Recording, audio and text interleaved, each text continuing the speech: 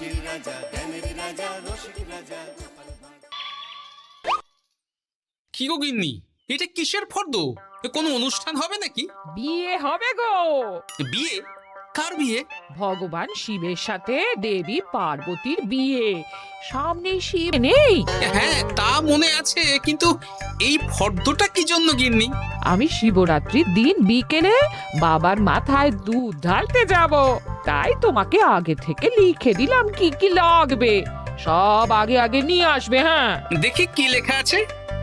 দুধ 1 সের, গঙ্গা জল, নারকেল, ঘি, মধু, দই, সন্দেশ, রসগোল্লা, আকন্দ ফুলের মালা, ধূপ, মোমবাতি, 108টা বেলপাতা, ধূত্র ফুল, নীলকণ্ঠ ফুল, লাল পাড়, সাদা পাটের শাড়ি।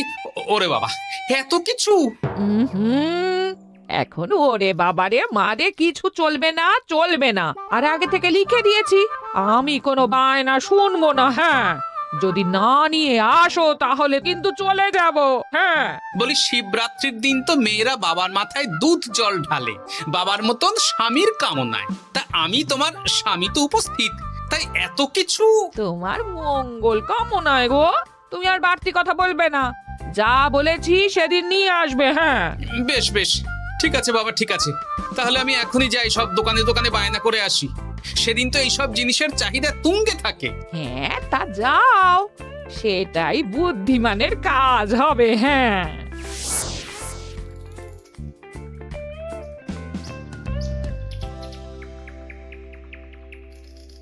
আরে এই তো পুটির বাবা, সকালে রাজসভায় গিয়েছিলে কিন্তু তেমন কোনো কথা হলো না। হ্যাঁ গোপাল দাদা, এখন কি যে করি।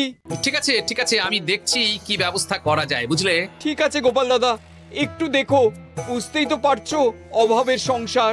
হ্যাঁ হ্যাঁ, কোনো চিন্তা করো না।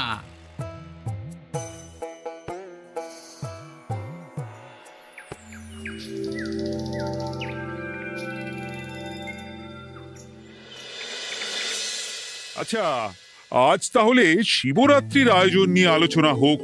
মহারাজ, এসব নিয়ে আপনি চিন্তা করবেন কেন? আরে আমার মতন একজন মন্ত্রী থাকতে আপনার মাথা ঘামানোর কোনো দরকারই নেই।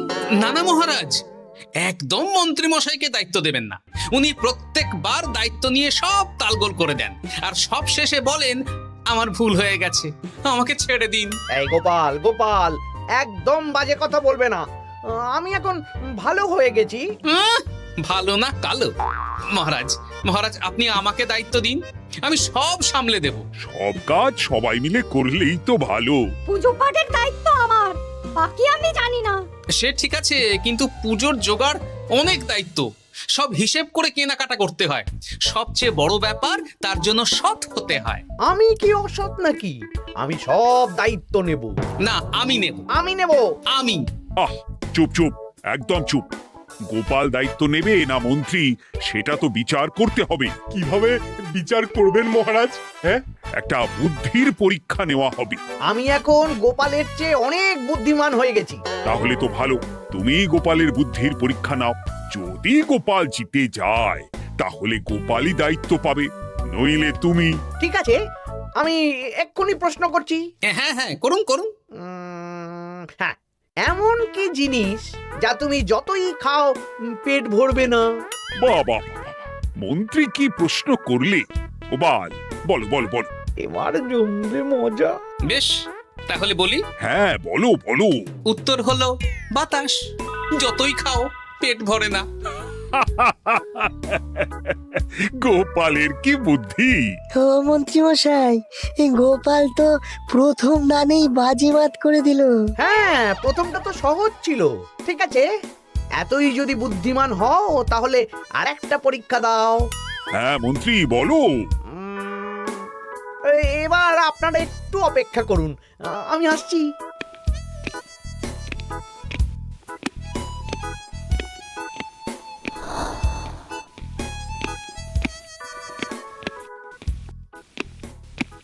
এই তো মন্ত্রী এসে গেছে, আবার হাতে একটা খাঁচা।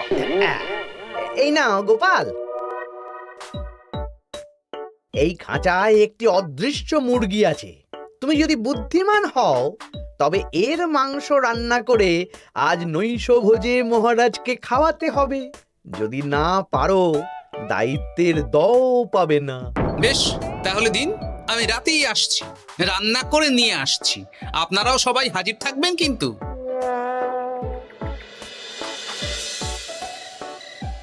এই সেরেছে, গোপাল যে এখনো এলো না। গোপাল নির্ঘাত ফেসেছে। এই তো চলে এসেছি। এ কি গোপাল, তুমি তো খালি হাতে। মাংসের ঝোল রেঁধেও এনেছি। কই গোপাল, অদৃশ্য মুরগির ঝোল কোথায়? হ্যাঁ, কোথায় গোপাল? আহ, মহারাজ, অমন সুস্বাদু মুরগি আমি আগে কখনো খাইনি। আমি সেটা রান্না করে রাজপ্রাসাদের প্রধান ফটকের বাইরে রেখে এসেছি। মস্করা হচ্ছে? চলুন তো গিয়ে দেখি। হ্যাঁ, চলো তো।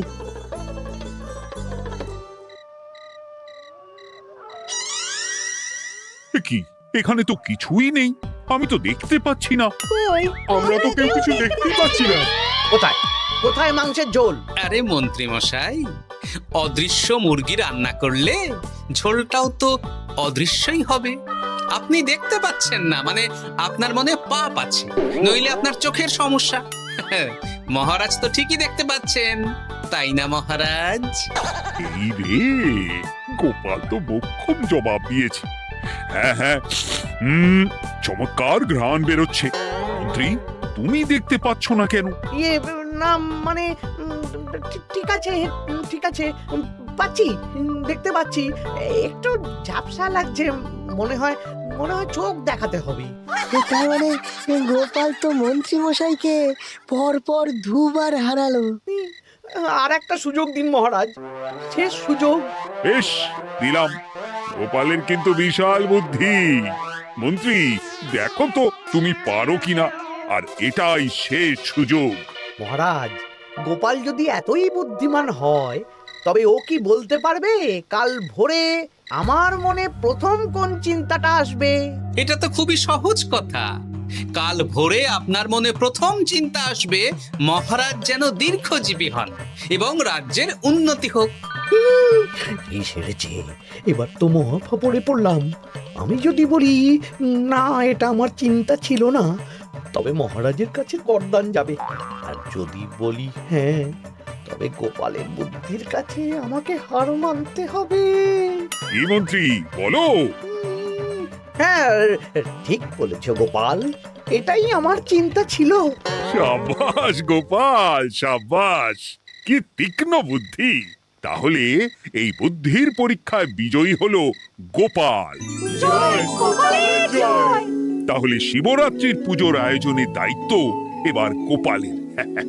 আমার আর কোনো চিন্তা রইল না। মহারাজ, গোপাল তো সব দায়িত্বই পেল, আমাকেও কিছু একটা দায়িত্ব দিন। আমিও একটা ঈশ্বরের সেবা করার সুযোগ চাই। আহ, তুমি তো হেরে গেলে। তাতে কি, ভালো কাজ করতে চাইছি, একটু সুযোগ দিন মহারাজ। বেশ, তাহলে তুমি গ্রামবাসীদের ভোগ প্রসাদ খাওয়ানোর দায়িত্বটা নাও। ধন্যবাদ মহারাজ। হ্যাঁ মন্ত্রী, মিলেমিশে কাজ করো, কিন্তু ঝামেলা করো না। না না, আমি সুষ্ঠুভাবে পালন করব। ঠিক আছে মন্ত্রী মশাই, তাহলে ওইটুকুই করুক, কিন্তু আমার কাজে কোনো বাধা দিতে আসবেন না। না না না, তোমার কাজে কোনো বাধা আসবে না। আমি ভোগ প্রসাদ বিতরণ, খাওয়া দাওয়া, এই সব ব্যাপারটা দেখব।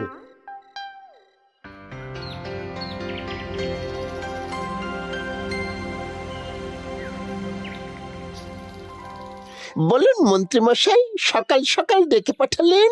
শোন বটাঘটা, এবারে শিবরাত্রি উপলক্ষে যে ভোগ প্রসাদ জনগণের উদ্দেশ্যে বিতরণ হবে, তার পুরো দায়িত্বই আমার। তাতে কি, মহারাজ আয়োজন করেন আর সব রাজ্যবাসী বিনামূল্যে খেয়ে যান। সেই প্রথা এতদিন চালু ছিল, কিন্তু এবার একটু অন্যরকম হবে। কিরকম কিরকম? তোরা দুজন আমার নাম করে সব গরিব প্রজাদের কাছ থেকে ভোগ খাওয়ার জন্য চাঁদা তুলবি। শিব পুজোয় চাঁদা? হ্যাঁ দাদা, না মানে ঘটা, খুব সামান্য। বাড়ি আর দোকানগুলোয় যাবি আর মাথা পিছু 1 আনা করে তুলবি, কেমন? বেশ, তারপর বলবি ঢালাও খাওয়ানো হবে, এলাহি আয়োজন। আচ্ছা ঠিক আছে। তবে ভুল করেও কোনো রাজসভাসদদের বাড়ি থেকে বা মান্যিগণ্যি লোকের বাড়ি থেকে এই চাঁদা তুলিস না যেন। না না, বুঝতে পেরেছি, তুলবো না। বলবি সারা রাত পুজো হবে, পরের দিন সকালে হবে প্রসাদ বিতরণ, কেমন?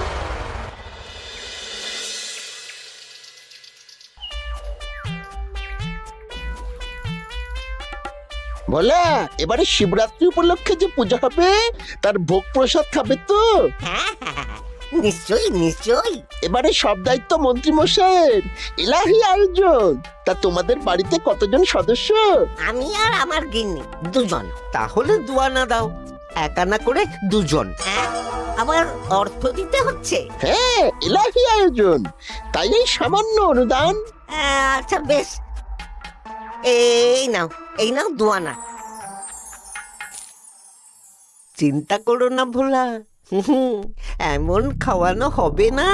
রাতের বেলা শিব পুজো আর পরের দিন সকালে জীব পুজো।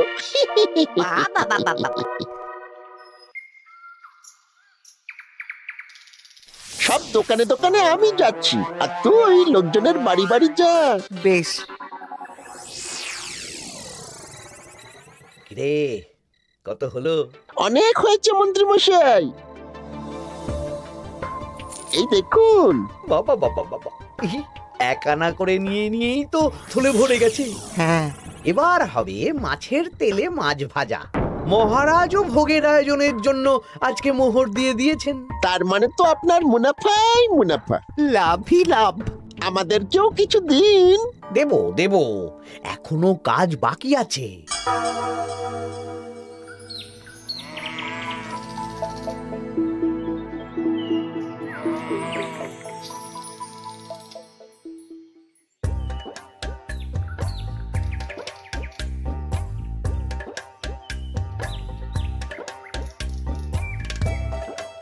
আরে আরে গোপাল দাদা যে, এত কিছু কি নিয়ে যাচ্ছ?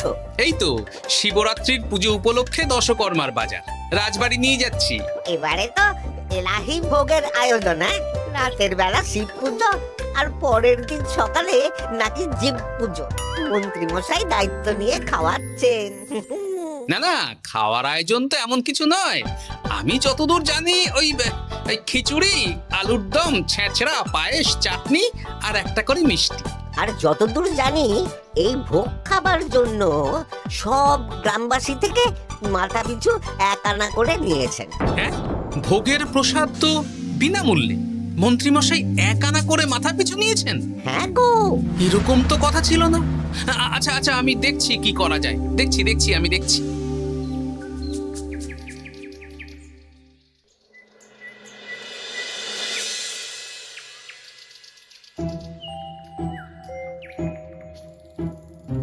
ভায়া, বলছি তোমার কাছে মন্ত্রীমশাই এসেছিলেন? হ্যাঁ, চালের বায়না করে গেলেন। তা কি চালের বায়না করলেন? খুবই সাধারণ চাল, আমার দোকানে সবচেয়ে কম দামি চাল বলতে পারো। সে চাল তো আমি পুজোর দিন পাঠিয়ে দেব বলেছি। আচ্ছা, কেনাকাটার রসিদপত্র? না না, সেসব হয়নি, শেষে দেব। শোনো, মহারাজের আদেশ, মন্ত্রীমশাই যে চাল বলেছেন তার থেকে 5 গুণ উৎকৃষ্ট মানের চাল দেওয়া চাই। যে চাল রাজা বাদশারাও খুব কম খান, সবচেয়ে দামি চাল। আচ্ছা, আর ডাল? ওটাও 1 নম্বর মানের সোনামুখ দেবে। বেশ। মন্ত্রীমশাই যা যা বায়না দিয়েছেন পরিমাণ এক থাকবে, শুধু জিনিসপত্রের মান বাড়বে।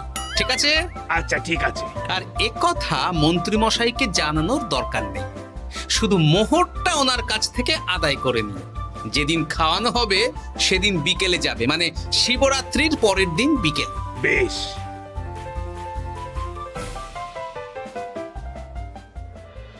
নাও ধরো গিন্নি, যা যা বলেছিলে সব কিনে এনেছি। এবার আমি মন্দিরে গেলাম, কেমন? ঠিক আছে গো, তুমি কি ভালো। দীক্ষেতা, চললাম এখন ভিড় সামলাতে।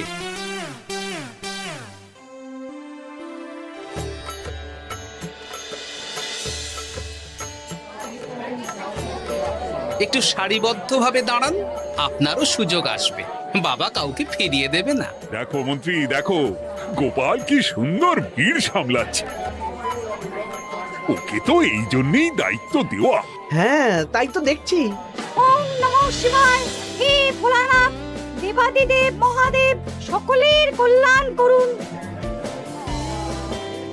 জয় দেবাদিদেব মহাদেবের জয়। হে ভোলেনাথ মহেশ্বর, মঙ্গল করো বাবা। জয় বাবা ভোলাদেব মহেশ্বরের জয়। তা তোমার শরীর এখন কেমন? এই তো বেশ ভালো আছি। সবই তোমার জন্য। তুমি না সাহায্য করলে ওই ওষুধ আমার পেটেই পড়তো না। না না, আমি তো নিমিত্ত মাত্র, সবই মহাদেবের ইচ্ছে। জয় বাবা মহাদেবের জয়। চলি গো। কাল ভোগ খেতে তাড়াতাড়ি চলে এসো।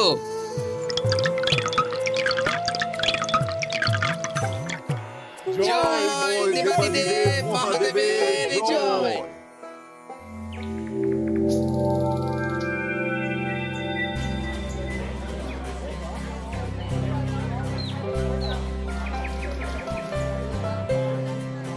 সত্যি মন্ত্রী মশাইয়ের ভোগের প্রসাদ পেয়ে মনটা ভরে গেল। কি সুন্দর রান্না, আর খাবারের গুণমান কি ভালো। তার উপর রসগোল্লা কত বড় বড়। এত বড় রসগোল্লা খাওয়া তো দূর, বাবার জন্মে চোখেও দেখিনি।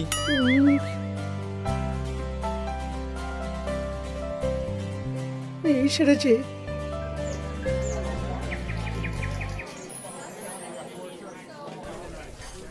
এই যে পাচক ঠাকুর, শোনো। বলুন মন্ত্রী মশাই, আজ আমি খুব খুশি। কেন? আপনি মহান। কেন? মানে আপনি যে চাল পাঠিয়েছেন সে চালে রান্না করা আমার স্বপ্ন ছিল।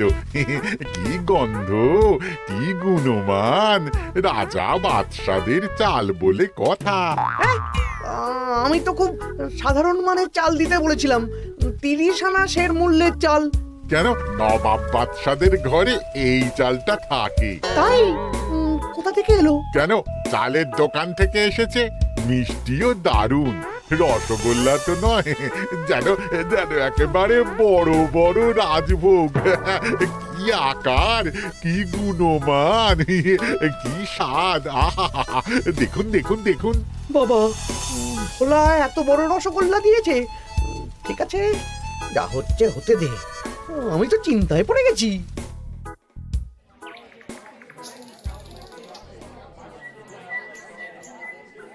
মন্ত্রী, তুমি কি করেছো? তোমার নামে তো সবাই সুখ্যাতি করছে। না না, এই আর কি। আমি যা অর্থ দিয়েছি এই আয়োজনের জন্য তো তার চেয়ে 5 গুণ বেশি মোহর লাগবে, কিন্তু তুমি কি করে করলে? মন্ত্রীমশাই সত্যি ভালো হয়ে গেছে। দেখো গোপাল, দেখো মন্ত্রী সত্যি বদলে গেছেন। সবই তো জনগণের সেবার জন্য। কে জানে বাবা, কি গড়বড় হয়ে গেল।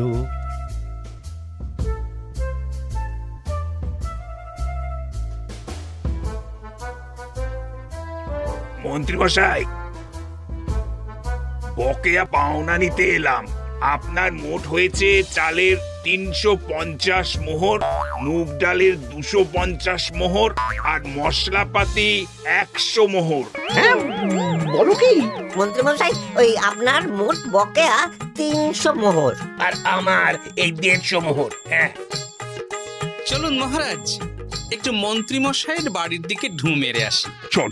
চলুন, ওনাকে গিয়ে ধন্যবাদ জানিয়ে আসি। এই না না না, আরে আরে আমি কি করে দেব? আমি কি চন্দ্রমুখী আলু দিতে বলেছিলাম? আমি কি করে দেব? না না, ও আপনাকে দিতেই হবে। হ্যাঁ, কি বলছো মন্ত্রী? তুমি এত ভালো কাজ করেছো, এত বড় মুখ করে সকালে বললে যে সবই জনগণের সেবার জন্য। আরে আমি কিভাবে জানবো যে এত খরচ হয়ে যাবে? কেন মন্ত্রীমশাই, আপনি তো গ্রামবাসীদের থেকে অর্থ নিয়েছেন, মাথা পিছু 1 আনা করে। মানে এই সব তো কথা ছিল না। এই সেরেছে, গোপাল কি করে জেনে গেল? এসব কথা কি আর চাপা থাকে? আর সেই জন্যই তো আপনি ভালো মানের খাবার খাইয়েছেন। সত্যি তো, যে মানের খাবার খাওয়ানো হয়েছে তা কৃষ্ণনগর কেন, আশেপাশের কয়েকটা নগরের লোকও এই জিনিস চোখে দেখেনি, আর তাই তুমি অর্থ আদায় করেছো। না মানে আমি বুঝতে পারছি না, আমার অনুমতি ছাড়া এগুলো হলো কি করে? মন্ত্রী মশাই, বকেয়া পাওনা দিন, নইলে খারাপ হয়ে যাবে বলে দিচ্ছি। হয়ে গেল, আমি ভিখারি হয়ে গেলাম। অগিন্নি, মোহরের থলেগুলো নিয়ে এসো, গয়নাগাটি নিয়ে এসো। আমাকে পথে বসিয়ে দিল। কে কে আমার এত বড় সর্বনাশ করলো? আমি মন্ত্রী মশাই, আমি। আপনি যখন চাঁদা তুলে ভালো খাওয়াতে চাইছেন, তাই সবচেয়ে ভালো খাওয়ানোর ব্যবস্থা করে দিলাম, তাও আবার আপনার ঘাড় ভেঙে। আমার সর্বনাশ হয়ে গেল।